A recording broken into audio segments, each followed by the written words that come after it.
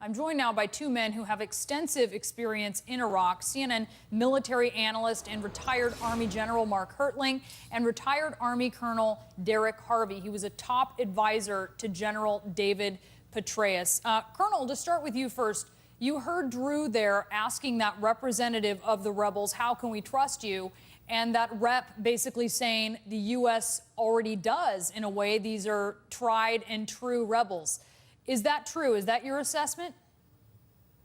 I believe that we have good knowledge about a number of these organizations, and I think it's reflected in the fact that these rebel groups have been in the fight. They've been fighting Assad, ISIS, Jabhat al-Nusra, and others.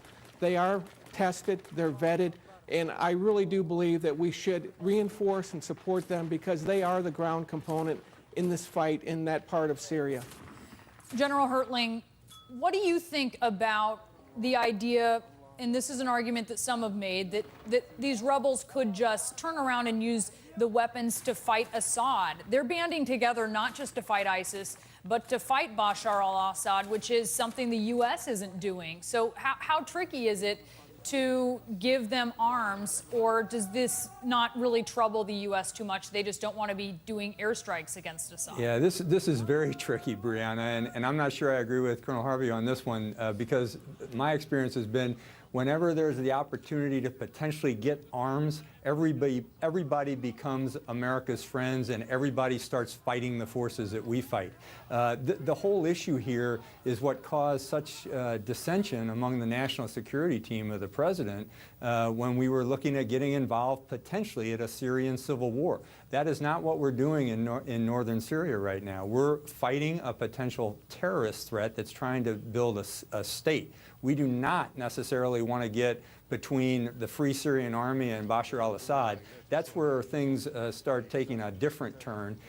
While we certainly want these groups to help us fight ISIS, and we wouldn't mind them overturning Bashar al-Assad, I think their attention is going to be on one versus the other.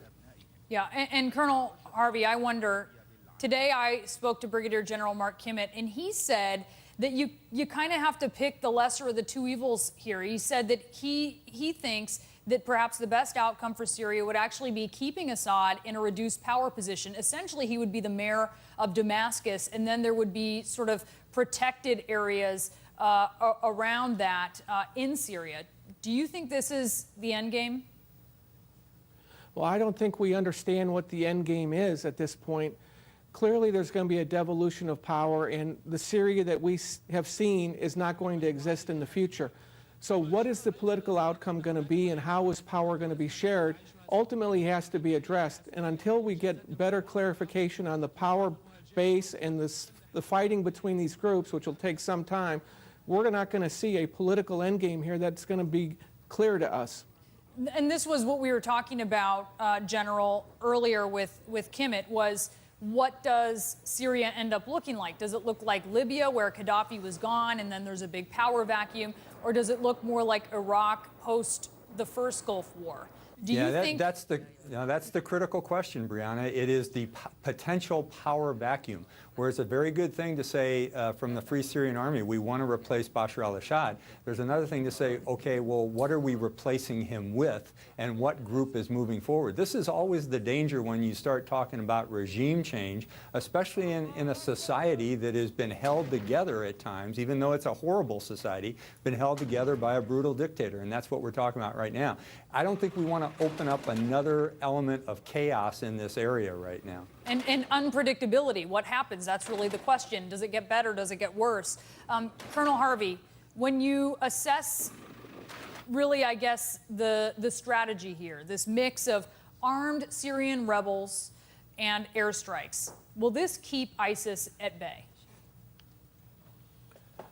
Well, I think what we need to keep in mind here when the strategy and keeping ISIS at bay is none of the strikes and the operations to date have been decisive. They're the first stages of a long campaign, and there are multiple lines of operation going after finances, foreign fighter recruitment, and delegitimizing the Islamic State. So this is going to take a long time, and the fact that there's no ground component is an important element. We don't have a ground partner, and we don't have a political partner in Syria, and there are key pieces in the diplomatic coalition building that are missing. Most importantly, we do not have Turkey solidly on side with the coalition yet, and they are critical to getting after the Islamic State. All right, Colonel Harvey, thank you so much. General Hertling, great expertise. Really appreciate you guys being with us. Thank you, Brianna. And coming up, as the world recoils from the atrocities of ISIS, new focus on what happens in some of the countries that are fighting alongside the U.S. Plus, a major development in the disappearance of the Virginia college student, a suspect now in custody, and we are learning new details.